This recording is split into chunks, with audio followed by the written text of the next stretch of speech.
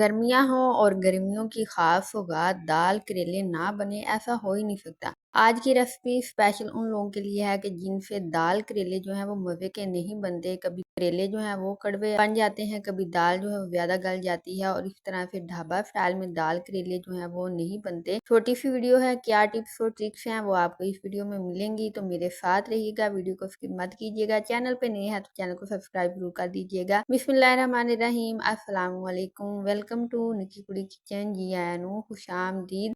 तो चने की दाल वैसे ही बड़ी मज़े की बनती है और अगर आप उसमें एक आधा करेला ऐड कर दें तो फिर उसके क्या ही कहने हैं, क्या ही जायकेदार और मज़े की बनेगी आपकी दाल। तो सबसे पहले नाज़रीन, दाल चुन के साफ करके आपने 15-20 मिनट तकरीबन आपने आधा घंटा जो है पहले इसको भिगो के रख देना है ताकि अच्छी सी नरम सी हो जाए। उसके आपने क्या करना है जी, लहसुन प्याज को छील छूल लेना है, काट लेना है और थोड़ा मोटा मोटा प्याज बनाइएगा। फिर उसके अंदर दाल को ऐड कर दीजिएगा। सिंपल आपने इसको बॉयल करना है, प्रेशर का आपने इस्तेमाल नहीं करना। तो दाल को आपने चूल्हे पे चढ़ा देना है। जैसे ही बॉयल आ जाएगा तो आपने दाल के अंदर नमक और जी हल्दी ऐड कर देनी है। बस ये दो मसाले ही आपने ऐड करने हैं। तो जब तक दाल आपकी बॉयल होती है आप जी करेले काट लें। इनको थोड़ा मोटा सा काटिएगा, ज्यादा बारीक करेले मत काटिएगा आपने, क्योंकि दाल में ऐड करने हैं। नमक लगा के इनको रख लीजिएगा। इस तरह इनकी कड़वाहट जो है वो निकल जाएगी और आपकी दाल जो है वो बदजायका नहीं बनेगी। करेलों से कड़वाहट निकालने के लिए क्या करना है, करेलों को काट लेना है, उसमें नमक ऐड करना है और अच्छी तरह से मलना है नमक लगा के। तो जब झाग आ जाएगी फिर उनको 10-15 मिनट के लिए रख दीजिएगा, फिर वॉश कर लीजिएगा। तो इजीली आपके करेलों से जो कड़वाहट है वो निकल जाएगी। तो यहाँ पे हमारी दाल जो है वो गल चुकी है। करेले भी हमने वॉश करके रख लिए हैं बिना कड़वाहट के, वो भी तैयार हो चुके हैं। तो प्यारे नाज़रीन, जो करेलों की कड़वाहट बाकी रह गई है वो फ्राई करेंगे तो बिल्कुल आपके करेले जो है वो कड़वे नहीं बनेंगे। अगर आप दाल में बना रहे हैं तभी ये तरीका है। अगर आप सिंपल करेले बना रहे हैं प्याज के साथ या फिर ये गोश्त के साथ बना रहे हैं तो अभी इनकी कड़वाहट निकालने का यही तरीका है। इसको जरूर आजमाइएगा, बड़ा ही अच्छा और बेनिफिशियल है ये तरीका, आप जरूर आजमा के देख लीजिएगा। तो यहाँ पे हमारे करेले जो है वो भी फ्राई हो चुके हैं। तो हमने इनको इतना फ्राई करना है कि इनका कलर थोड़ा सा सुनहरी सुनहरी सा हो जाए, लाइट स्किन गोल्डन सा। तो गोल्डन सा जब इनका कलर आ जाएगा तो यहाँ पे ये करेले जो है फ्राई हो चुके हैं। तो यहाँ पे हमने इनको जलाया नहीं, लेकिन ये फ्राई हैं। इस तरह से करेलों को फ्राई करेंगे। जब आप इसको दाल में ऐड करेंगे तो फिर देखिएगा इनका जो गोल्डन कलर है ना वो थोड़ा सा कम हो जाएगा। तो हमने जी फ्राई करते हुए करेलों के अंदर ऐड कर दिया था टमाटर। टमाटर ऐड करने के बाद अच्छी तरह से इसको मैश कर लिया, मिक्स कर लिया। फिर हमने जी इसमें दाल ऐड कर दी, चनों की उबली हुई दाल को ऐड कर दिया और फिर हमने जी स्पाइसेस जो है वो ऐड करने हैं। यहाँ पे हमने जी नमक तो पहले ही ऐड कर चुके हैं हम दाल के अंदर, तो बार बार नमक तो ऐड नहीं करेंगे, लेकिन आपने नमक चख लेना है और जरूरत हुई तो आप जरूर ऐड कीजिएगा। कुटी हुई लाल मिर्च और पिसी हुई लाल मिर्च ऐड करने के बाद यहाँ पे हमने इसको अच्छी तरह से भून लेना है, मसालों को मिक्स करना है और यहाँ पे दाल जो है इस तरह से बन जाएगी और यहाँ पे हल्की हल्की सी तरी भी आना स्टार्ट हो जाएगी। अच्छा नाज़रीन, कुछ लोग ऐसे होते हैं कि वो क्या करते हैं कि दाल को सिंपल बॉयल करते हैं। सिंपल का मतलब ये नहीं कि विदाउट प्रेशर कुकर, वो तो आपने बॉयल करनी ही करनी है। सिंपल का ये मतलब है कि यहाँ पे हमने जब दाल बॉयल की थी उसके अंदर हमने लहसुन और प्याज जो था वो ऐड किया, फिर उसके बाद हल्दी और नमक ऐड। तो खाली दाल नहीं बॉयल करनी विदाउट प्याज और लहसुन के, वो आपने मस्ट ऐड करना है अगर आपने बड़ी मजेदार सी दाल जो है वो बनानी है। तो सादी दाल नहीं बॉयल कीजिएगा, लहसुन प्याज के साथ उसको बॉयल कीजिएगा।